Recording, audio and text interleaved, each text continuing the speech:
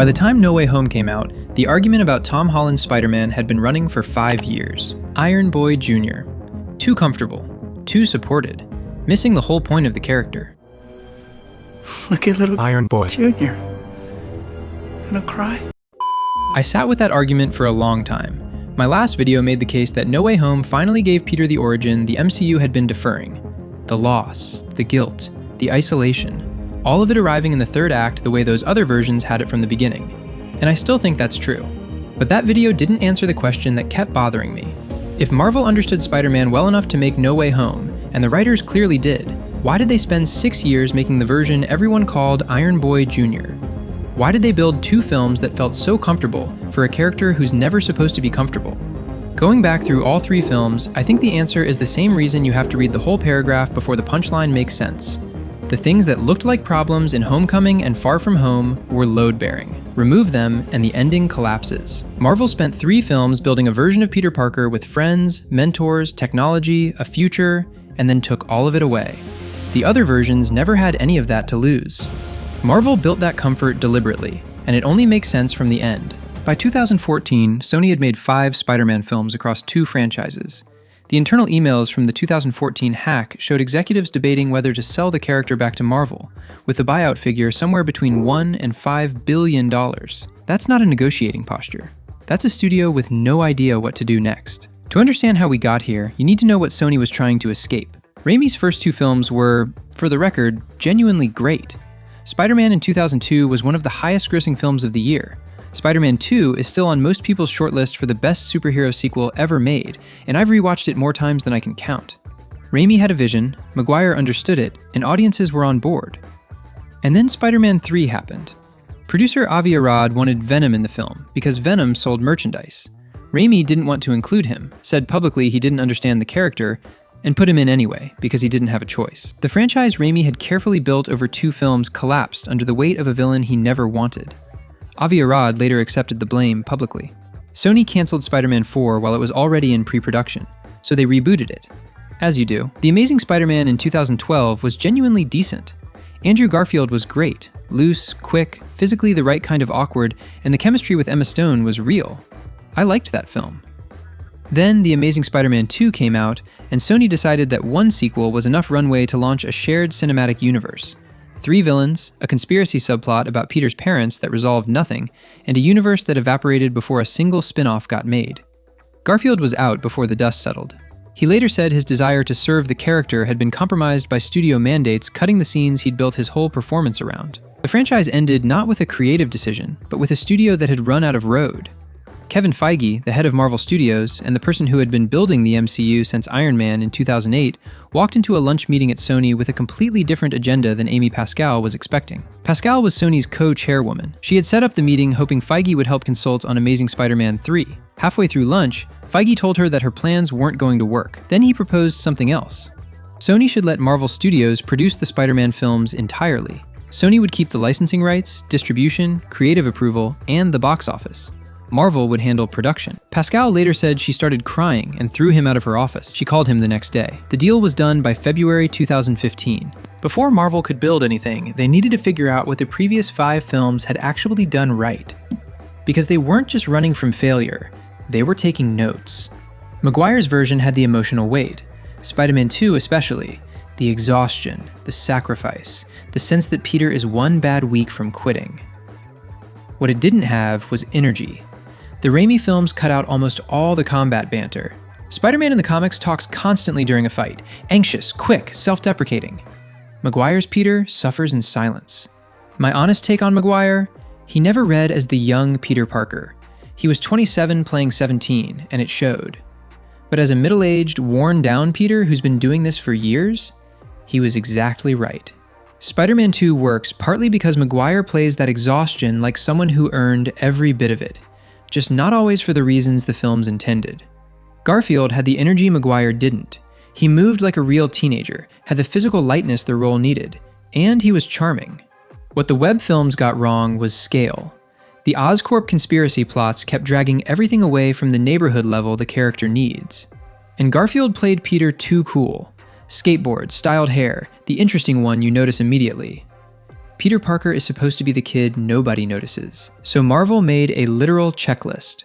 Screenwriters Jonathan Goldstein and John Francis Daley described it publicly. Every element from the previous 5 films they were explicitly not doing again. No origin, no Manhattan skyscraper swinging, no Uncle Ben scene. Audiences had seen it twice. They even had a scene where Aunt May gives Peter Uncle Ben's old clothes to wear to the homecoming dance. It got cut. Daley said, "If you're going to talk about someone's death, you don't want it to be a throwaway." So they left the wound open and moved on. The casting search took 1,500 actors, 8 auditions, and 5 self-tapes across 5 months. Holland's screen test with Chris Evans? The stunt coordinator told him he couldn't legally request a backflip, but wouldn't stop one. Holland launched into a full somersault mid-scene. Evans forgot his lines. That energy is in every film Holland made. When Holland showed up in Civil War, I got genuinely excited, because it was the first time Spider-Man on screen actually felt young. Peter Parker who moves like a teenager, talks like one, reacts like one. I didn't know exactly what Marvel was going to do with that. Homecoming came out and it was different from anything I expected. Different enough that I had questions, but I didn't hate it. I stayed curious. The answer to those questions turned out to be the whole point. So what did Marvel actually build? And why does any of it matter for where this ends up? The age problem got fixed first. Maguire was 27 playing 17. Garfield was 27 too. Both of them read as young adults doing teenager things, heavy, adult, even in the high school scenes. Holland at 19 moved differently. His gymnastics background gave him a physical lightness the previous actors couldn't match. And for the first time, the combat banter that defined Spider-Man in the comics was actually present in a live-action film. The anxious, quick, running-at-the-mouth quality that Raimi's version had almost completely dropped. The screenplay leaned into this in ways the previous films never tried. The stakes in Homecoming stay genuinely small. Peter misses the homecoming dance because he's chasing an arms dealer. He gets detention for sneaking out of school, then sits through a Captain America public service announcement about patience. The academic decathlon trip to Washington, D.C. doubles as cover for tracking the Vulture across state lines. Superhero problems inside teenage problems. And the combination genuinely works. John Watts had his cast watch John Hughes films before shooting. The backyard sprint makes that explicit. Peter chasing the Vulture's crew through the suburbs of Queens, crashing through fences, startling dogs, while a TV in someone's living room plays the exact same backyard sprint from Ferris Bueller's Day Off. That's not a throwaway reference. Watts was telling you exactly what kind of film this was. When Holland first appears in Civil War, already Spider-Man, 6 months in, suit already made, Tony Stark asks him why he does any of this. Peter doesn't hesitate. When you can do the things that I can, but you don't. And then the bad things happen. They happen because of you. Marvel rebooted the entire emotional core of the character in one line, without once saying great power or great responsibility. Pretty good for a teenager in a bedroom in Queens. The villain problem got a clever solution too. Give Spider-Man world-ending threats, and the neighborhood hero thing stops making sense. Adrian Toomes fixes that, a salvage contractor who lost a city contract to Tony Stark's Department of Damage Control after the Battle of New York, built a side business selling reclaimed alien weapons, and ran it quietly for 8 years before Peter stumbled onto it. The conflict is local, economic, personal. Early drafts had Toomes as Peter's science teacher, which would have been fine. Goldstein and Daley changed it deliberately to keep Toomes separate from Peter's school life, and crash both worlds together at the homecoming dance. That one decision is why the car scene works. Peter's in the back seat. Toomes is in the front. 10 minutes, no action. Almost no dialogue from Peter. Toomes works out who he's looking at in real time. The timing, the tech, the age. And the film gives Peter nothing to say. He just sits there while the most dangerous person he's ever met figures out his secret, then offers him one chance to walk away. The traffic light shifts from red to green as Toomes finishes the calculation. That single lighting cue does what 20 minutes of exposition couldn't. And then there's the moment Homecoming gets most right, which barely gets talked about. When Stark takes the suit away and tells Peter, "If you're nothing without this suit, you shouldn't have it." Peter has to go back to the version of himself that has nothing. No AI, no gadgets, no Karen giving him tactical overlays. He ends up trapped under a collapsed building in a hoodie and sweatpants, and he still lifts it. That's the film quietly proving its whole thesis. The suit was never what made him Spider-Man, but it took removing it to show you that. Marvel skipped the origin entirely. No bite shown, no Uncle Ben. When Homecoming first came out, I felt something was missing, and I think a lot of you felt it too. Like Peter was getting away with things too easily. That feeling was real. But going back through all 3 films, I think that comfort was intentional. They needed you to feel it before they could take it away. But before we get into what the comfort actually cost, there's something going on underneath these films that I think most people completely missed. Every MCU Spider-Man film opens with Peter chasing the wrong thing. In Homecoming, he wants to be an Avenger, calling Happy Hogan constantly with updates on Minor Queen's crimes, wearing the Stark suit to bed, trying to prove he's ready for the big leagues. When Tony actually offers him a spot, a new suit, a press conference, Peter turns it down. The thing he spent the whole film chasing, he walks away from the moment it's actually there. Far From Home starts with Peter trying to disappear. Tony is dead, everyone expects him to be the next Iron Man, and Peter's plan is to go on a school trip to Europe and let someone else handle it. He wants the trip. He wants MJ. He wants out. The film ends with his identity exposed to the entire world, the exact opposite of what he was trying to protect. No Way Home begins with Peter trying to keep everything, fix the exposure, get his friends into MIT, restore the life that existed a week ago. He goes to Strange and asks for a spell that makes the world forget he's Spider-Man, then interrupts it constantly to add exceptions. Keep MJ's memory, keep Ned's. He wants the benefit. A film ends with him losing everything, by his own choice, with no exceptions at all. 3 films, 3 wrong dreams. Each one dismantled by the story. Each film moves Peter one stage further from what he wanted, and one stage closer to what the character actually requires. Wanting to be Spider-Man and getting to have everything else, the relationships, the future, the normal life, those 2 things aren't compatible. And each film is Peter discovering that and not accepting it, until the 3rd one where he finally does. If you watched Homecoming and felt like Peter never had real skin in the game, like the stakes never quite landed even when the action was good, this is why. Peter spent that whole film wanting the wrong thing, and the film never made him pay enough for it. Not yet. The film was saving that payment for later. But there's something else running under all 3 films at the same time. Something the critics who hated the trilogy and the people who loved it were both missing. There's a pattern in the villains I didn't catch until I went back through all 3 films looking for it. Vulture, Mysterio, and the Green Goblin are usually described by what they are on the surface. Vulture is greed, Mysterio is deception, the Goblin is chaos. All accurate, but also attacking the exact same flaw in Peter, the desire to get what he wants without paying full price for it. In Homecoming, Peter wants Avenger status without earning it. He finds the Vulture's operation and tries to handle it alone because he wants the win.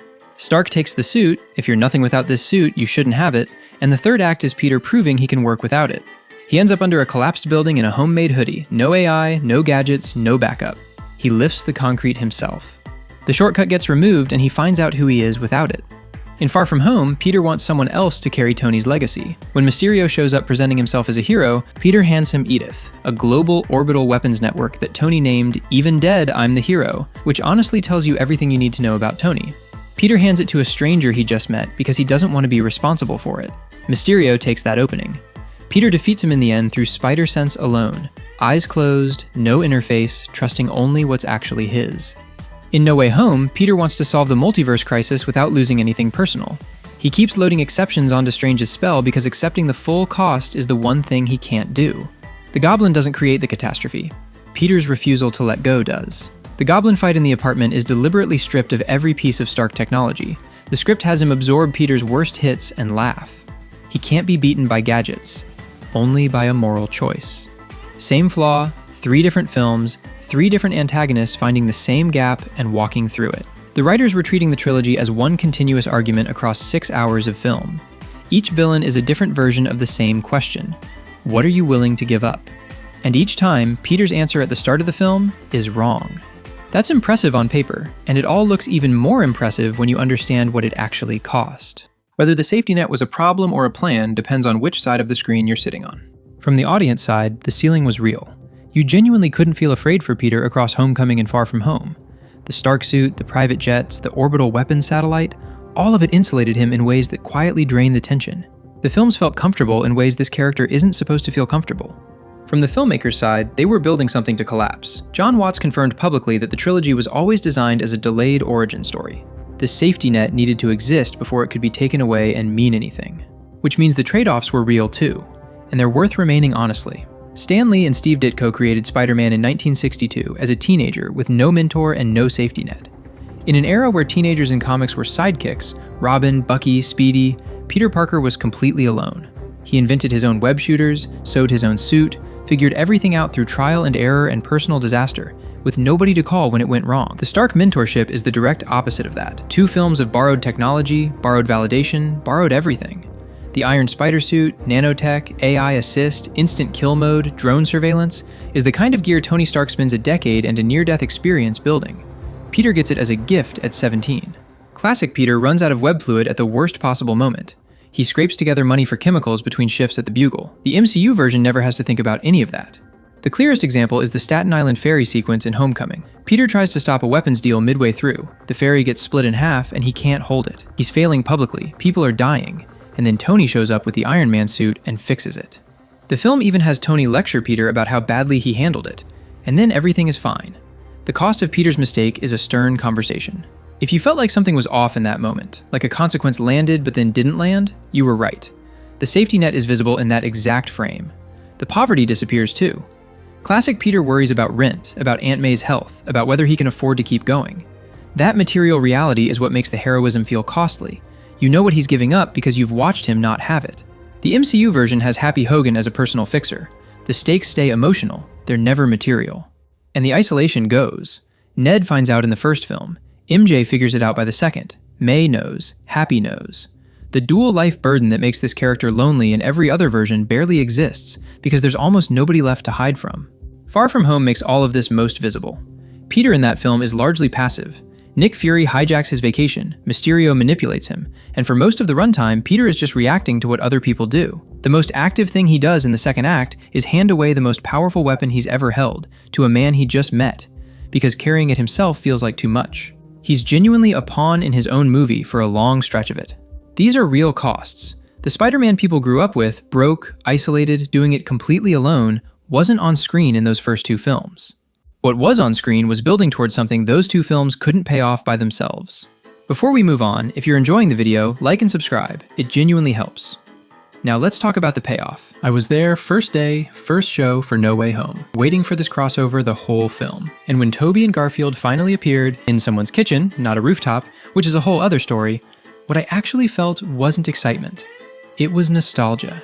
Pure nostalgia. Tobey Maguire in the Spider-Man suit again. All 3 of them in the same frame. That film isn't perfect, and I'm not going to tell you it's the greatest movie, but I loved it. And the ending stayed with me longer than any MCU film had in years.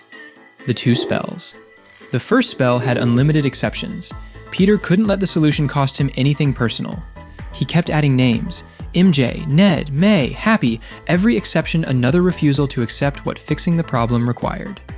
Strange told him to stop. The multiverse was already destabilizing. Peter said, wait, just one more. It fractured, and 20 years of Spider-Man history poured through the gap. The second spell had none of that.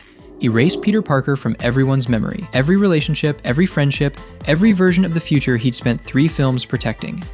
No exceptions. The person who couldn't allow any sacrifice at the beginning becomes the person who asks for the total version at the end. That gap is the whole character arc. Aunt May doesn't say, with great power comes great responsibility. She says, with great power, there must also come great responsibility. Hey, I've seen this one. This is a classic.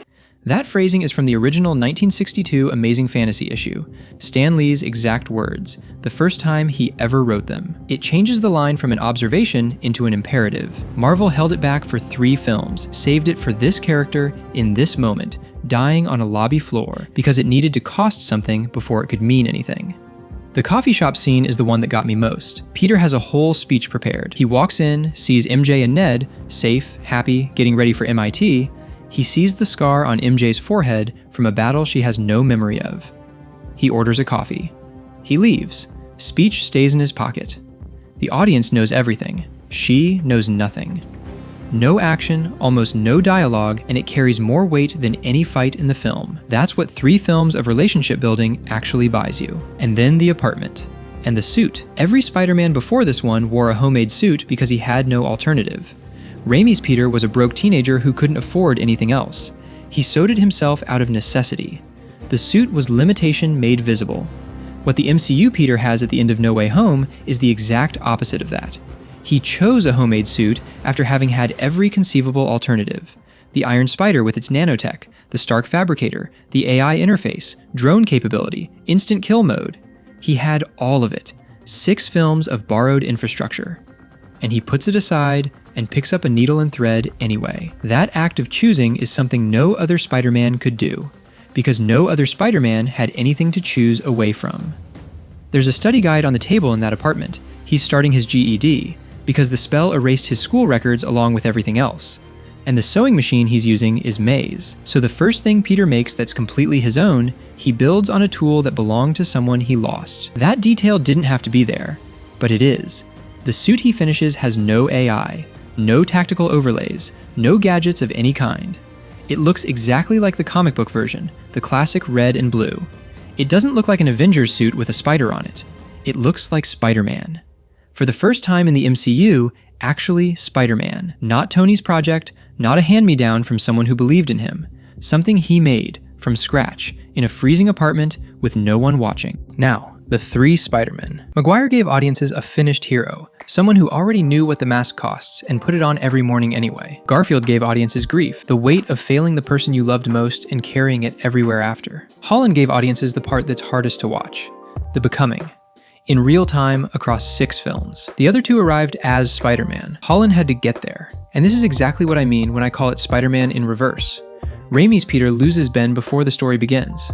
Holland's Peter loses everyone at the story's end. Raimi starts with responsibility and spends 3 films showing what it costs to carry it. Holland spends 3 films not understanding what responsibility actually means, and then pays for everything at once in the final act. One trilogy asks what happens after tragedy. The other asks what it takes to earn it. In the Raimi films, you never wonder whether Peter deserves the costume. In the Holland trilogy, that's the whole question. And you only get the answer in those last 10 minutes, alone in a freezing apartment, building the suit by hand, with nobody left who knows who he is. The argument about which Spider-Man is the best one isn't going to resolve. Raimi's version was built for an audience that needed earnestness and guilt. Garfield's was built for a franchise era that wanted passion and scale. Holland's was built for a shared universe already running at full speed, with an audience that had rejected 2 previous versions and needed a reason to try again. Each one is a different answer to the same question. What does this character need to be right now? The MCU's answer was uncomfortable for a while. A Peter Parker with resources, a billionaire in his corner, and a safety net under everything felt wrong to people who knew him as someone who had none of that. And they were right to notice. The discomfort was the point. You can only feel the weight of what Peter gives up in No Way Home if you watched him have it. The loneliness of that apartment lands because you were in the room when he and Ned built the Lego Death Star. That's a scene from 2 films people called too light, too comfortable, not Spider-Man enough. And it's exactly why the ending works. The coffee cup from her donut shop, the only thing left on the table. He could have kept all of it. He chose not to. That doesn't make the MCU version better than what came before, but it makes it something the other versions couldn't be. A Spider-Man you watched earn the costume, in real time, across 3 films and 6 years. The other versions started there, he ended there, and the order was the point. If you want to understand why that ending hits as hard as it does, my last video goes scene by scene through exactly that. Click on the screen.